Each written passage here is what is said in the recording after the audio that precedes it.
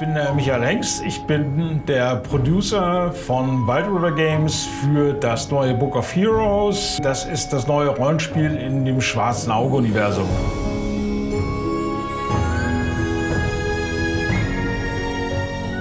Wir sind jetzt gerade in Finnland beim Entwickler und schauen uns so ein bisschen an, wie weit sind die Kollegen schon.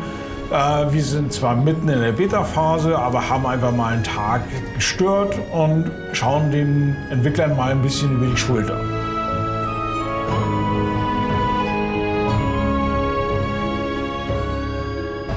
The game itself, it's a role-playing game, it's a multiplayer game, but also there is a solo mode, and it's a co-op. The co-op is up to 2 to 4 players, and you can select a group, so it can be your friends, or you can just go to the game and check that who is online and you can play with them. And the co-op, the idea is that we would like to bring more the tabletop feeling into the game. So it's not that kind of action-based RPG, and we would like to people have more options than just go for a fight. So there will be puzzles, and there will be also different options that you can choose. What the games are not really doing is that we are focusing also on player-to-player interactions. So all the characters have their own missions, their own ideas, they want to do their own thing, and then you have to actually talk with the other players, do puzzles together, feel like I want to do this, he wants to do that, she wants to do that, and also, okay, do we do all of these things? Or is it too dangerous, should we just pick one? And so on. We really want to have this tabletop role-playing game negotiation aspect to the game. Originally we were making the game that we called Project Scoundrel.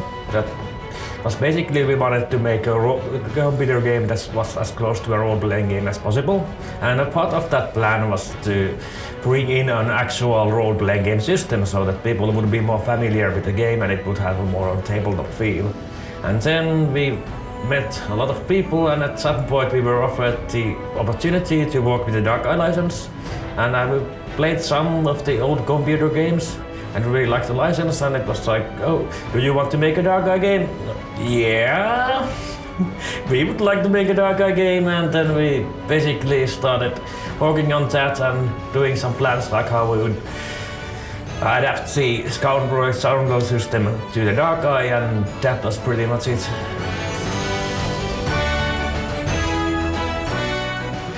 I think that one of the best, well, the best things probably the setting and the world. It's so great, it's so deep and detailed, and there's so many interesting things, and the depth of the history and all the peoples and the races and everything have been so well made that it's been a real pleasure to work with a setting like that. I think that the biggest challenge working with a Dark Eye license, or maybe licenses overall, is that there is a huge amount of information and knowledge that you should adjust in a sort of short time. And when there are people who have known that IP for many years, of course, it's quite a challenge to try to absorb that all in some months. Of course, one challenge is also that you can bring that feeling of the IP. You have to somehow have to figure out that what kind of feeling there is for in that IP, and how you can bring that feeling to the game. I think that why we wanted to have a publisher, it's not only that it's not only money, but it's of course the networks and also that kind of a professionalism that they have already done that for a long time. And for indie doing self-publishing, I think it's not that easy really to stand out from all of those games. We are hoping there's more to come. If of course it's still up in the air because the game is not yet finished, but we are planning, because the world is huge, there's so much material we can use, there's enough material for like 10 years, so we are planning to introduce new professions, new magic styles, new environments, new enemies, more adventure content, more personal storylines and stuff like that. So there's actually so much to draw from. We can do it forever.